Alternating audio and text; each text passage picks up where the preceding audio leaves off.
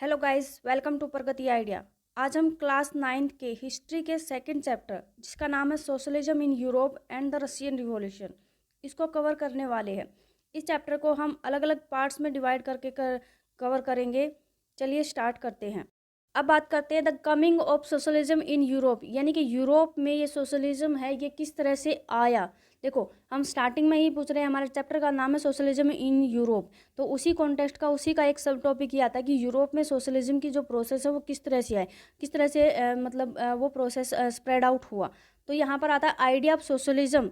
क्या है कि by mid 19th century the idea of socialism attract wide spread attention and those who followed this idea come to known as socialist. यानी कि ये idea of socialism है ये किस तरह से आया कि 19th सेंचुरी में आया था। सोशलिज्म की जो आइडिया था वो, और उसने किसको अट्रैक्ट किया था, पूरे मतलब यूरोप में स्प्रेड आउट किया था, उसको एक अटेंशन दिया था कि पूरे यूरोप में एक तरह से हम कह सकते हैं कि सेंटर पॉइंट बन के सामने आया था ये जो आइडिया है सोशलिज्म का। क्यों, देखो पहले क्या था, पहले सिर्फ और सिर्फ कैपिटलिज्म या मोनार्की, यही जो दो चीज़ें हैं जो वहाँ पर चली हुई थी। तो उसके कॉन्टेक्स्ट में ये सोशलिज्म एक सेकंड आइडिया कह सकते हैं कि सेकंड ऑप्शन बन के सामने आया था। और ये क्या फॉलो करता था कि इस आइडिया को जो फॉलो करने वाले लोग थे उनको क्या बोला गया था, उनको सोशलिस्ट बोला गया था। Socialist were against the private property. Socialist का जो की थिंकिंग थी वो क्या थी, बेसिकली वो चाहते थे कि जो प्राइवेट प्रॉपर्टी है वो इसके अगेंस्ट थे।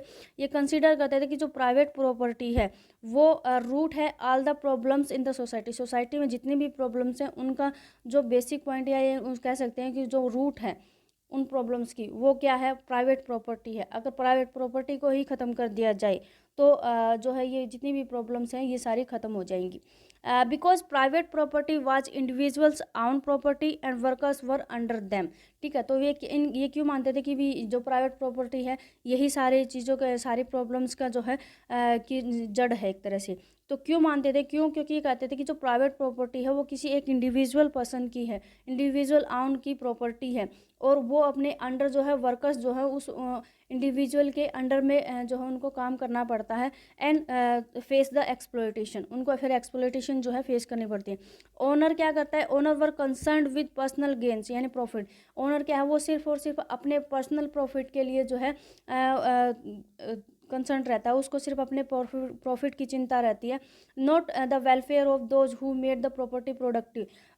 उन लोगों के बारे में नहीं सोचता जिन्होंने, यानी कि जो वर्कर्स है, दैट इज वर्कर्स, जिन्होंने उनके वेलफेयर के बारे में नहीं सोचता, जिन्होंने उसकी प्रॉपर्टी को इंक्रीज करने में उसकी हेल्प आउट किया, उसके प्रोडक्शन में इंक्रीजिंग किया है। ओके, तो उनके बारे में या उनके वेलफेयर के बारे में ओनर को कोई भी कंसर्न नहीं होता, वो सिर्फ और सिर्फ अपने प्रॉफिट को लेकर जो है कंसर्न रहता है।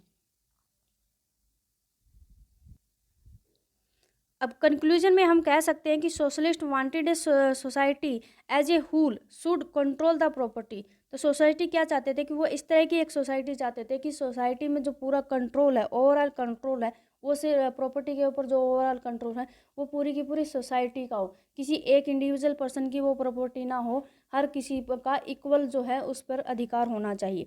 सोशलिस्ट वांटेड ए चेंज, सोशलिस्ट क्या है, वो चेंज चाहते थे। अब इस जो ये चेंज चाहते थे ये किस तरह के थे कि इनमें जो आइडियाज़ देने वाले थे या फिर उन्होंने क्या आइडियाज़ दिए थे और वो क्या मतलब चेंज लेके आना चाहते थे। ओके, तो उसके कॉन्टेक्स्ट में उन्होंने क्या आइडिया दिए कि ये चेंज हो सकता है, इस तरह से फॉलो होगा। तो उन्होंने क्या था, जो फिलोसफर आए थे उन्होंने ये आइडियाज़ दिए थे। ओके, और सोसाइटी विदाउट प्रॉपर्टी, क्या आइडिया दिया था, उन्होंने ये आइडिया दिया था कि सोसाइटी है वो प्रॉपर्टी ओनर्स के बिना होनी चाहिए, विदाउट होनी चाहिए, यानी कि प्रॉपर्टी प्राइवेट प्रॉपर्टी है उसको फिनिश कर देना चाहिए। सेकेंडली उन्होंने उसके मतलब एक कह सकते हैं कि उसके ऑप्शन में दूसरा ऑप्शन क्या दिया था कि उन्होंने कहा था कि कोऑपरेटिव सिस्टम होना चाहिए। ओके, यानी कि सबका पब्लिकली जो है सबकी अथॉरिटी होनी चाहिए, कोऑपरेटिव सिस्टम है इस तरह से लागू होना चाहिए। अब हम यहाँ पे मेन सोशलिस्ट हैं उनके बारे में करेंगे। मेन सोशलिस्ट कौन थे इस चैप्टर में भी जो है, एक रॉबर्ट ओवन थे, फिर लुइस ब्लैंक थे, Karl Marx and Friedrich Engels थे। ये चार जो है ये मेन सोशलिस्ट माने जाते हैं। इन्हीं के आइडियाज़ को देखो, हर किसी के आइडियाज़ जो है वो सोशलिज्म को लेकर जो है अलग अलग थे, लेकिन कुछ ने जो आइडिया दिया उसी को फिर दूसरे ने जो है एक्सपेंड करके और मोर देन उसमें कुछ ना कुछ ऐड ऑन कर दिया। तो इस तरह से जो है सोशलिज्म की टोटल जो है थ्योरी निकल के आई थी। तो अब यहाँ पर हम idea of Robert Owen and Louis Blanc करेंगे। रॉबर्ट ओवन के आइडियाज़ क्या थे कि socialist had different vision of the future. अब ये मैंने बता दिया कि सोशलिस्ट जो हैं उनके अलग अलग विजन्स थे फ्यूचर को लेकर, सबकी जो है प्लानिंग या सबकी जो थिंकिंग है वो अलग अलग थी। आइडिया ऑफ कोऑपरेटिव्स, जो आइडिया ऑफ कोऑपरेटिव्स है वो दिया था रॉबर्ट ओवन ने। ओके, कोऑपरेटिव सिस्टम क्या था कि कोऑपरेटिव का मीन है कि association of people working together earning profit and divide profit according to their work done. यानी कि एक एसोसिएशन ऑफ पीपल्स जो हैं इकट्ठे होकर एक एसोसिएशन बना लेंगे और एक साथ मिलके जो है काम करेंगे। उसके बाद प्रॉफिट जो है वो एक साथ कमाएंगे और प्रॉफिट को फिर बाद में डिवाइड करेंगे according to their work done. जो जिसने जो काम किया उसके अकॉर्डिंग उसको जो है प्रॉफिट जो है डिवाइड कर दिया जाएगा। अब यहाँ पर रॉबर्ट ओवन जो है उनका टाइम पीरियड था 1771 से लेकर 1858 तक। ठीक है, तो रॉबर्ट ओवन क्या करते हैं कि रॉबर्ट ओवन ये एक न्यू हार्मोनी लेके आते हैं इन इंडियाना कहाँ पे है, यूएसए में है। ये बनाते हैं कि इन्होंने क्या है कि to build a cooperative community, उन्होंने एक आइडिया दिया कि कम्युनिटी जो कोऑपरेटिव कम्युनिटी है वो बनाई जानी चाहिए थ्रू कलेक्टिव इंडिविजुअल इनिशिएटिव। सबके जो है एक इनका जो आइडिया था वो कह सकते हैं कि कलेक्टिव इनिशिएटिव होना चाहिए इंडिविजुअल के लिए।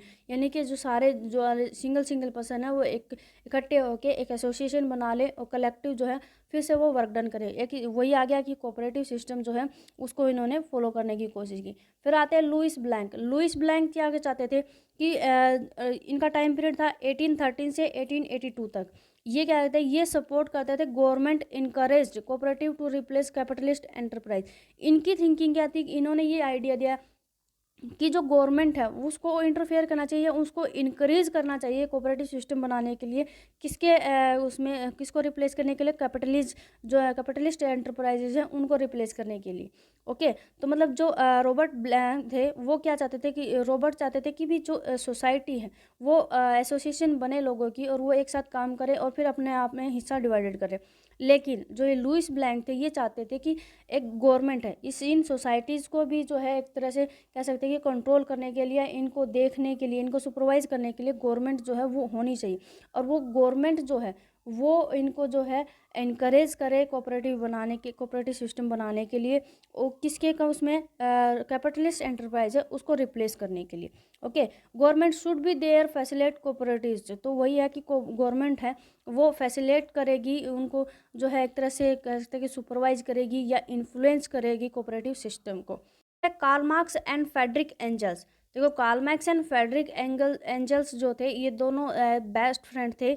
और कार्ल मार्क्स जो है बेसिकली जो है जर्मनी से बिलोंग करते थे, फिर वो इंग्लैंड पहुंच जाते हैं और फ्रेडरिक एंजल्स जो है वो इंग्लैंड से बिलोंग करते हैं। तो ये दोनों मिलकर जो है सोशलिज्म का जो आइडिया है उसको आगे बढ़ाने की कोशिश करते हैं। ये अपने आइडियाज़ जो हैं वो सोशलिज्म के लिए देते हैं। ठीक है, तो इन्होंने जितनी भी राइटिंग्स की हैं उन दोनों ने मिलकर जो है सोशलिज्म को बढ़ाने के, सोशलिज्म के इन्फ्लुएंस के लिए जो है इन्होंने एक तरह से कहते हैं अपना कंट्रीब्यूशन दिया है। तो इनके आइडियाज़ में क्या आता है कि in the idea of socialism they added some other factors. तो इन्होंने कुछ और अदर फैक्टर्स थे उनको ऐड ऑन कर दिया। फर्स्ट ने क्या किया, जो रॉबर्ट थे उन्होंने क्या किया, उन्होंने कोऑपरेटिव सिस्टम का जो है आइडिया दिया। सेकंड जो लुइस ब्लैंक आए थे उन्होंने क्या किया कि कोऑपरेटिव सिस्टम में जो है ऐड ऑन कर दिया गवर्नमेंट को। ठीक है, यानी कि गवर्नमेंट जो है उनको सुपरवाइज करेगी। अब कार्ल मार्क्स जो है वो कार्ल मार्क्स क्या कहते हैं, कार्ल मार्क्स जो है कुछ और आइडियाज़ जो है उनको ऐड ऑन करते हैं। वो क्या कहते हैं, कार्ल मार्क्स जो है डिवाइड करते हैं सोसाइटी को दो क्लासेस में। ठीक है, वो पूरी सोसाइटी को मतलब उनका जो है हिस्टोरिकल बैकग्राउंड रीड करके और वो पूरी सोसाइटी को जो है दो हिस्सों में डिवाइड कर देते हैं। फर्स्ट क्या था कि अपर क्लास, सेकंड जो है लोअर क्लास। यानी कि अपर क्लास में कौन आएंगे, जिनको बुजुर्वाइज कहते हैं, बुजुर्वाइज कहते हैं। और सेकंड जो प्रोटेस्टेंट थे, पोलिट्रेट कौन थे, जो वर्किंग क्लास थे यानी कि जो लेबर्स थे वो। और बुजुर्वाज में कौन आते थे, जो ओनर्स थे, जो प्रॉपर्टी ओनर्स थे वो लोग आते। तो इन दो क्लासेस में जो है, इन दो कैटेगरीज में कार्ल मार्क्स पूरी सोसाइटी को डिवाइड कर देता है।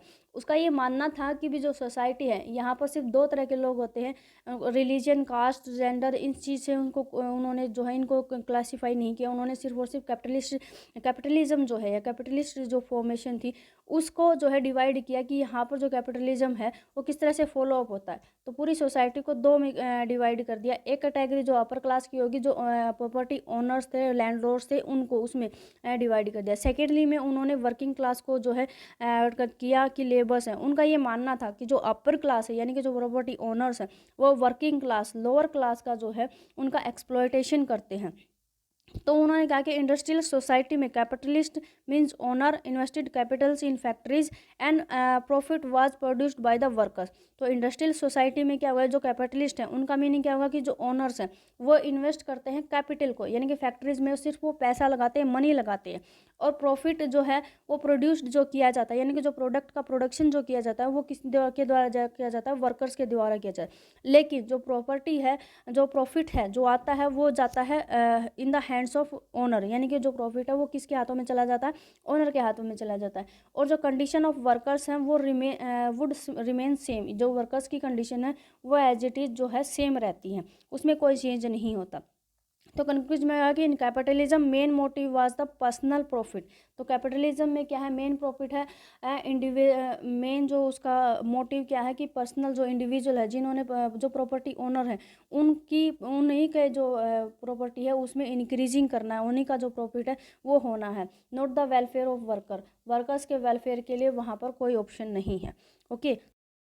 अब कंक्लूजन में क्या आता है कि मार्क्स जो है वो बिलीव करते थे कि वर्कर्स को जो है अपनी इस कंडीशंस को ठीक करने के लिए, बेटर करने के लिए क्या करना पड़ेगा, कैपिटलिज्म या कैपिटलिस्ट एक्सप्लॉयटेशन है उससे बचने के लिए उनको वर्कर्स को एक डिसीजन लेना पड़ेगा, वर्कर्स को कंस्ट्रक्ट करनी पड़ेगी एक radical society, radical socialist society यानी कि जहाँ पर सोशलिस्ट का जो मैंने सोशलिज्म में क्या बताया था कि सबकी जो है पब्लिक प्रॉपर्टी हो, किसी एक इंडिविजुअल के ना सबको सबकी प्रॉपर्टी जो हो वो इक्वली बेस पे सबके पास होनी चाहिए, ठीक है, यानी किसी एक इंडिविजुअल का जो है उस पर कोई ओनरशिप नहीं हो।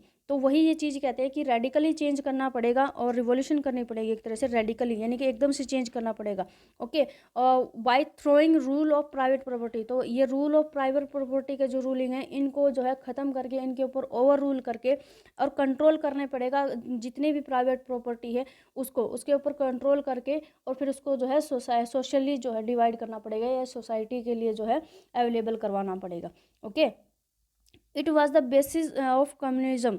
एक तरह से हम कह सकते हैं कि ये जो है ये पॉइंट जो कार्ल मार्क्स की जो आइडियाज़ थे, कार्ल मार्क्स का आइडियाज़ जो हैं वो बेसिस बनते हैं कम्युनिज्म के लिए, एक जो है हम कह सकते हैं कि रूट होते हैं कम्युनिज्म की। कम्युनिस्ट इस तरह से जो सोशलिस्ट उनको प्राइवेट प्रॉपर्टी को ख़त्म करके उनकी प्रॉपर्टी के ऊपर कंट्रोल करके और सोसाइटी में इक्वली डिवाइड करके तो क्या बनता है, कम्युनिस्ट सोसाइटी बनाने की तरफ ट्रांसफॉर्मेशन होती है। Okay, it is the way to become a communist society. तो ये रास्ता जो निकल के आता है कि हमें रेडिकल चेंज करना पड़ेगा, प्रॉपर्टी ओनर्स के को ओवर थ्रू उनके रूल्स को ओवर थ्रू करना पड़ेगा और सारी प्रॉपर्टी को जो है पब्लिक के लिए जो है अवेलेबल करवाना पड़ेगा। तो ये जो सोसाइटी के लिए अवेलेबल करवाना पड़ेगा, तो ये जो रास्ता है, तो ये वे जो है ये कम्युनिस्ट सोसाइटी की तरफ लेके जाता है। ओके, कम्युनिस्ट सोसाइटी यानी कि सोशलिज्म से यानी कि कैपिटलिज्म से कम्युनिज्म की तरफ जो है ट्रांसफॉर्मेशन होती है इस वे के थ्रू। ओके, तो ये कार्ल मार्क्स के आइडियाज़ के अकॉर्डिंग होता है। आज के लिए